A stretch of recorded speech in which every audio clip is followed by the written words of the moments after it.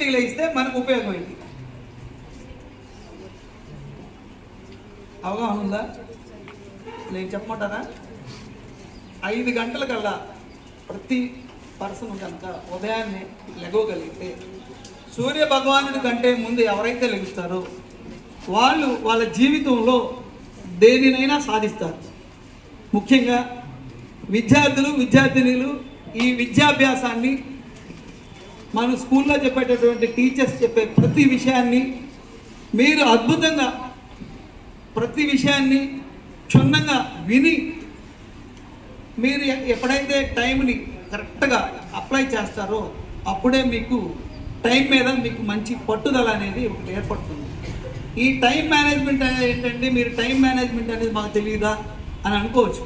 కానీ ఇప్పుడున్న పరిస్థితుల్లో మనందరం దేనికి అడిక్ట్ అవుతున్నాం? Very good. ఈ ఫోన్ మన ఏ విధమైనటువంటి టైం వేస్ట్ చేస్తుంది? అనవసరమైనటువంటి యాప్లు చూడటం, అనవసరమైనటువంటి సబ్జెక్ట్ చూడటం. దీని ద్వారా ఈ యాప్కి ఎడిక్ట్ అవ్వటం వల్ల ఈ ఫోన్ వల్ల ఉండేటటువంటి లాభాల కంటే నష్టాలు ఎక్కువ జరుగుతుంది. దీన్ని అధిగమించాలంటే మనం ఏం చేయాలి? ఫోన్ అవాయిడ్ చేయాలా లేదా? ఫోన్ అవాయిడ్ చేస్తే మనం మంచి విషయాలు తెలుసుకుంటాం. అలానే ఈ ఫోన్ వల్ల ఉపయోగాలు కూడా ఉన్నాయి. ఈ ఫోన్ వల్ల ఎలాంటి ఉపయోగాలు ఉన్నాయి? ఈ ఫోన్లో మనం టైంని కరెక్ట్గా కనుక స్పెండ్ చేస్తే ఈ ఫోన్ ద్వారా మంచి మంచి యాప్స్ ఉన్నాయి. కుక్కు యాప్స్ మీకు తెలుసా? ఈ యాప్ ద్వారా తెలుగు మీకు ఏ టెక్స్ట్ బుక్ కావాలన్నా కూడా ప్రతిదీ కూడా ఆ యాప్ నుంచి మనం డౌన్లోడ్ చేసుకోవటం కానీ ఆ యాప్లో సబ్స్క్రైబ్ అయితే కానీ మంచి విషయాలు తెలుసుకోవచ్చు. అలానే ఇప్పుడు మేము మీ ముందుకు రావడానికి కారణం ఏంటంటే ఇక్కడ గంపా నాగేశ్వరరావు గారు అనేటువంటి ఒక ముఖ్యమైనటువంటి వ్యక్తి. ఈ సారు మా ఎల్ఐసిలో ఒక డెవలప్మెంట్ ఆఫీసర్. ఒకప్పుడు ఇలానే మేము మీ స్కూల్కి వచ్చి ఎలా అయితే మీతో మాట్లాడుతున్నామో అలానే మా యొక్క ఎల్ఐసి ఆఫీస్లో అందరితో కూడా ఆయన పర్సనాలిటీ డెవలప్మెంట్ మీద మా అందరితో కూడా మాట్లాడి ఇవాళ ఇంపాక్ట్ అనేటటువంటి ఈ సంస్థని క్రియేట్ చేశారు.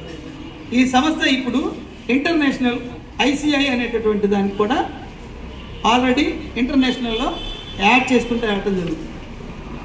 అలానే మేము TTW 132 బ్యాచ్ అని చెప్పేసి వైజాగ్లో మేము ఒక 30 days ట్రైనింగ్ పొందాము.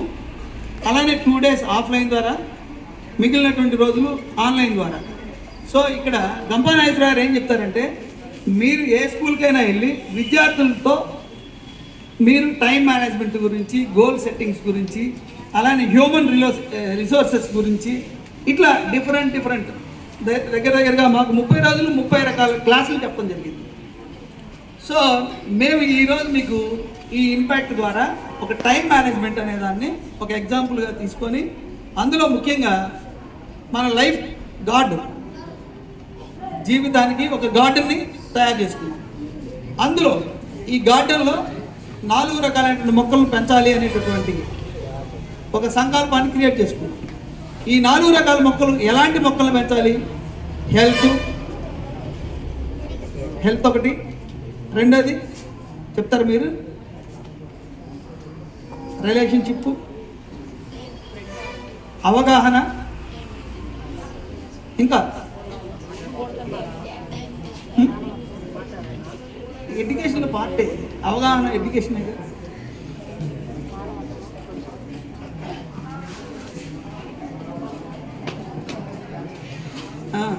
Family relation.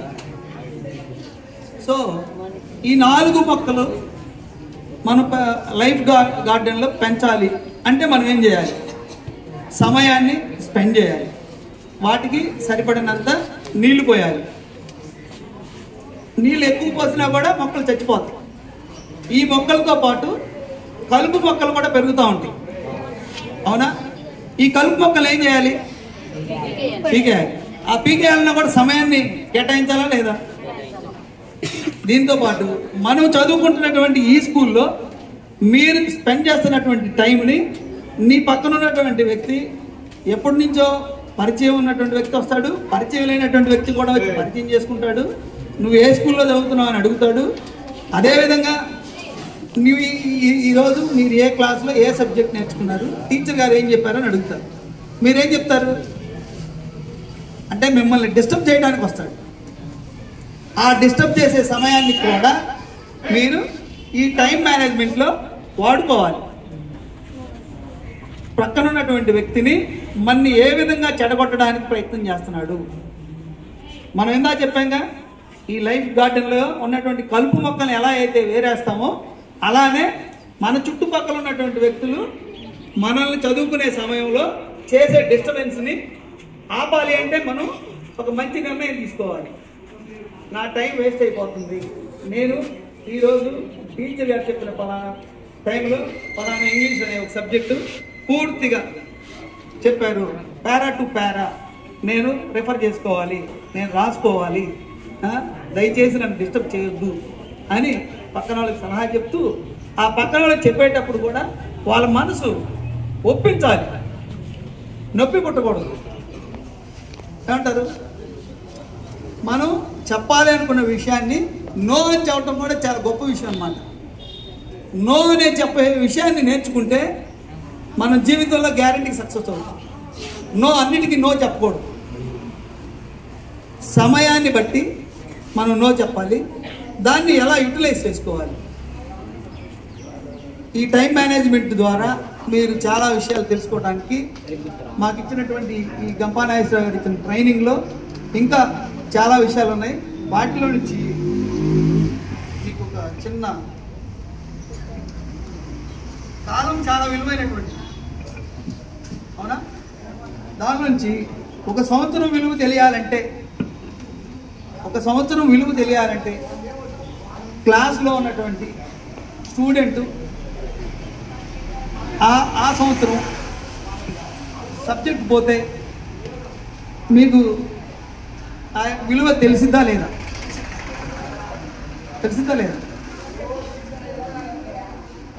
అలానే రెండోది, ఒక నెల విలువ తెలియాలంటే ఒక నెల ముందు పుట్టినటువంటి బిడ్డ ఆ తల్లిని అడిగితే తెలిసింది విలువైనటువంటి సమయం. ఒక నెల అంటే ఆల్రెడీ 9 monthsకో 10 monthsకో పుట్టాల్సినటువంటి బాబు 1 month బిఫోర్ మెచ్యూర్ అయి పుడితే, ఆ మెచ్యూర్ అయిన తర్వాత ఆ బాబు ఆ తల్లి గర్భంలో ఉండాల్సినటువంటి టెంపరేచర్, ఇప్పుడు వచ్చినటువంటి ఇంక్యుబేటర్స్ ఇవన్నీ ఉన్నాయి కదా, వీటన్నిటిని కూడా ఆ టెంపరేచర్స్ను ఆ యొక్క తల్లి గర్భంలో ఉండే ఏ టెంపరేచర్ అయితే ఉంటుందో ఆ టెంపరేచర్లో ఇంక్యుబేటర్లో పెట్టి ఆ 1 month ఆ తల్లి అప్పుడు అడిగిద్ది, అయ్యా ఇంకొక నెల రోజుల తర్వాత నువ్వు పుట్టుంటే నిన్ను ఇంక్యుబేటర్లో పెట్టే అవకాశం ఉండేది కాదు కదా అని ఆ తల్లి చెప్తుంది. అంటే ఆ 1 నెల ముందు పుట్టడం వలన ఆ తల్లికి వచ్చినటువంటి ఆలోచన ఏంది? ఈ విధంగా జరుగుతుంది. అలానే 1 వారం విలువ తెలియాలి అంటే ఎవరికి తెలుస్తుంది? 1 వారం విలువ తెలియాలి ఒక దినపత్రిక సంపాదకుడు తెలుస్తుంది.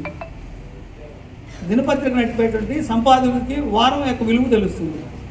వారంలో 7 రోజుల పాటు మన పేపర్ని ప్రతి ఇంటికి వెళ్ళిందా లేదా, అతను రాసినటువంటి మ్యాగజైన్లో రాసినటువంటి విషయాలన్నీ కూడా కరెక్ట్గా పొందుపరిచామా లేదా అనేది మన యొక్క సంపాదకుడు తెలుస్తుంది.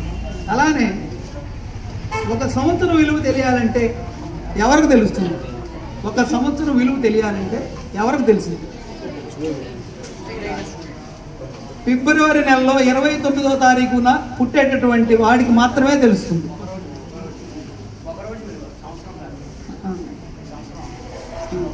ఒక్కరోజు విలువ అంటే ఫిబ్రవరి 29 అనేది 4 సంవత్సరాలకు ఒకసారి వస్తుంది. అతనికి పుట్టినరోజు చేసుకునే అవకాశం రాదు. 4 సంవత్సరాలకు ఒకసారే చేసుకుంటాడు. ప్రతి సంవత్సరం మీ అందరూ చేసుకుంటారు, కానీ అతను చేసుకోలేడు. కానీ ఫిబ్రవరి 29 పుట్టడం వల్లే ఆ పుట్టినరోజు చేసుకోవడం అనేది మిస్ అవుతాడు. నెక్స్ట్, 1 నిమిషం విలువ తెలియాలంటే ఎవరికి తెలిసింది? 1 నిమిషం విలువ తెలియాలంటే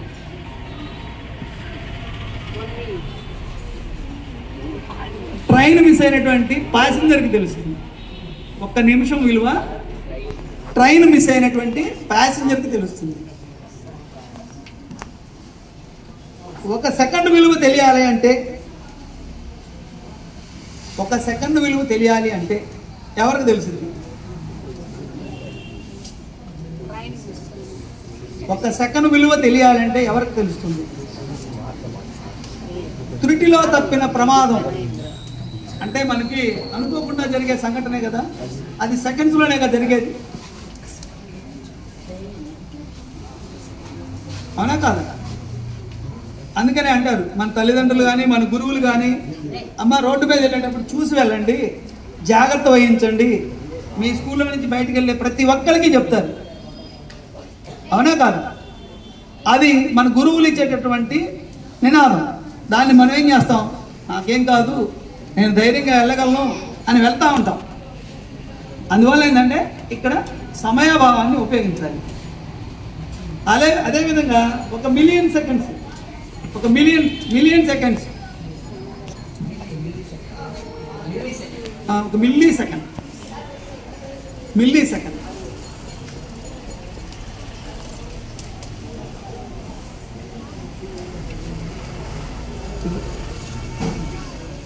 ఒలింపిక్స్లో వెండి పతాకం తీసుకొచ్చినటువంటి వ్యక్తికి తెలుసు ఆ మిల్లీ సెకండ్ యొక్క విలువ. ఎందుకంటే బంగారు పథకాన్ని మిస్ అవుతున్నా అనేటువంటి ఒక ఆవేదన. అలానే ఈ స్కూల్లో మనము రేపొద్దున అందరికంటే ఫస్ట్ ఉండాలి అంటే ఏం చేయాలి? ఈ స్కూల్లో అందరికంటే ఫస్ట్ ఉండాలంటే ఏం చేయాలి? బాగా చదువుకోవాలి. విలువైనటువంటి సమయాన్ని ఎట్లా వాడుకోవాలి? ఈ విలువైన సమయం మనకి ఏ విధంగా ఇండికేట్ చేస్తుంది?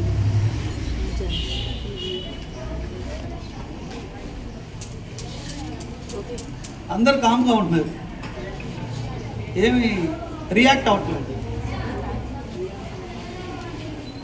ఒకసారి ఈ నినాదం చెప్దామా?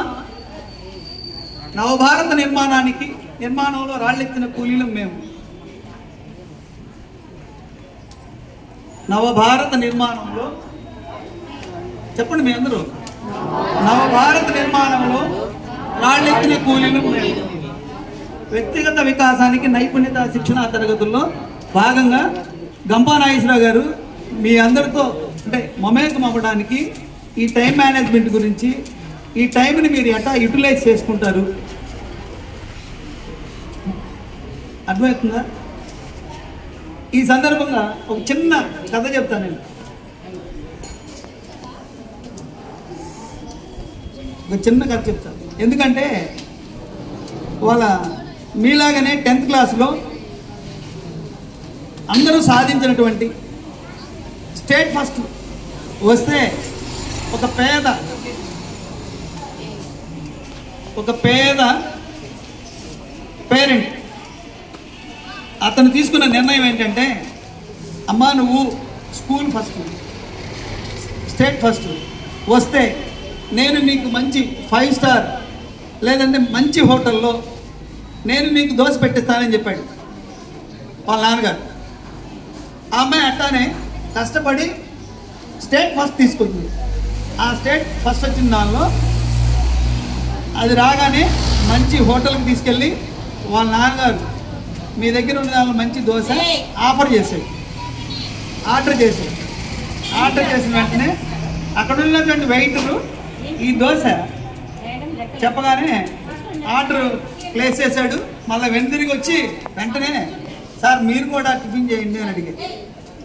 అయ్యా నేను మా అమ్మాయి స్టేట్ ఫస్ట్ వచ్చినందుకు ఈ మంచి హోటల్లో టిఫిన్ పెట్టిస్తానని చెప్పి తీసుకొచ్చాను, నా దగ్గర టిఫిన్ చేయడానికి డబ్బులు లేవు అని చెప్పి వెంటనే ఆ వెయిటర్ ఏం చేశాడు, సార్ అని యాజమాని వాళ్ళకు ఉన్నటువంటి హోటల్ యజమాని దగ్గరికి వెళ్ళి సార్ ఇట్లా మన హోటల్కి వాళ్ళ అమ్మాయి స్టేట్ ఫస్ట్ వస్తే మంచి టిఫిన్ పెట్టిద్దామని మన హోటల్కి వచ్చాడండి, అందుకని చెప్పేసి వాళ్ళ అమ్మాయి వరకు నా దగ్గర డబ్బులు ఉన్నాయి అన్నాడు, ఆయన టిఫిన్ చేయడానికి డబ్బులు లేవంటండి, నేను నెలవారీ చేసే నా జీతంలో నుంచి వాళ్ళు ఎంత టిఫిన్ అయితే అంత ఖర్చు నా పేరుతో జమ చేసి నేను వాళ్ళకి టిఫిన్ పెడతానండి అని యజమానితో మాట్లాడాను.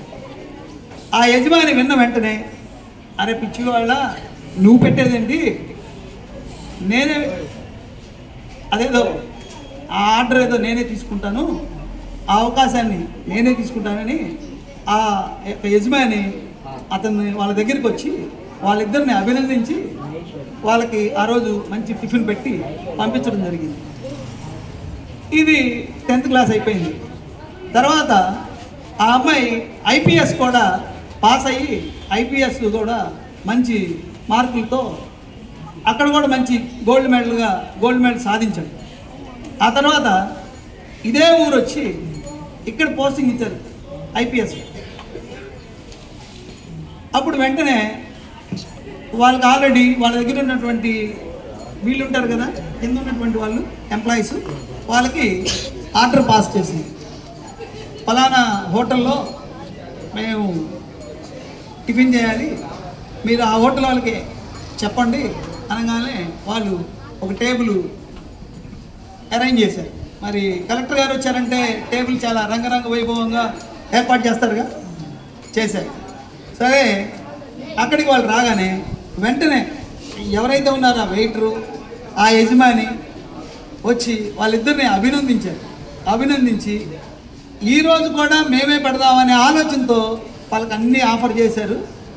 వెంటనే ఆ పాప ఏముందో తెలుసా, ఐఏఎస్, మీ అందరికీ ఈరోజు స్వీట్స్ కానీ ఈరోజు పనిచేసే వాళ్ళందరికీ మంచి బట్టలు అన్నీ అరేంజ్ చేసేసి అప్పుడు వాళ్ళని ఎప్పుడైతే అభినందించారో ఈ అభినందించడం ద్వారా వాళ్ళకి ఏమర్థమైంది, గతంలో మన హోటల్కి వచ్చి టిఫిన్ చేసినటువంటి అమ్మాయి ఆ రోజున మనం అభినందించాం కాబట్టి గుర్తుపెట్టుకొని అలా మరలా తిరిగి మన దగ్గరికి వచ్చి మనందరినీ అభినందించారని వాళ్ళు ఆనందపడ్డారు. మరి ఈ విషయానికి మీరు ఏమంటారు? అందరూ క్లాస్ కొట్టారా?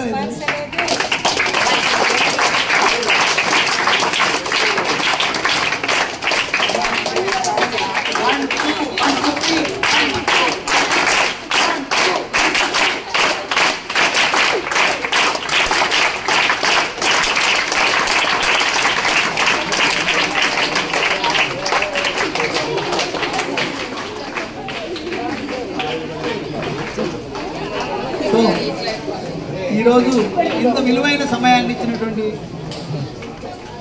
స్కూల్ యాజమాన్యానికి, మరి స్టూడెంట్స్కి, నా అందరికీ కూడా కృతజ్ఞతలు తెలియపరుస్తూ, నెక్స్ట్ మాకు వైజాగ్ నుంచి వెంకటరమణ గారు నెక్స్ట్ సబ్జెక్ట్ మాట్లాడతారు మీ అందరితో. చాలా శ్రద్ధగా, అంటే మేము చెప్పే విషయాలన్నీ కూడా మీరందరూ కూడా ఎంతో శ్రద్ధగా వింటే మీ టీచర్స్ చెప్పేటటువంటి విషయాల్ని ఈజీగా గ్రాస్ప్ చేసుకొని మీ అభ్యున్నతకి మీరు ముందుకెళ్తారని తెలియపరుస్తూ ఈ అవకాశం ఇచ్చినటువంటి ప్రిన్సిపల్ మేడం గారికి ధన్యవాదాలు.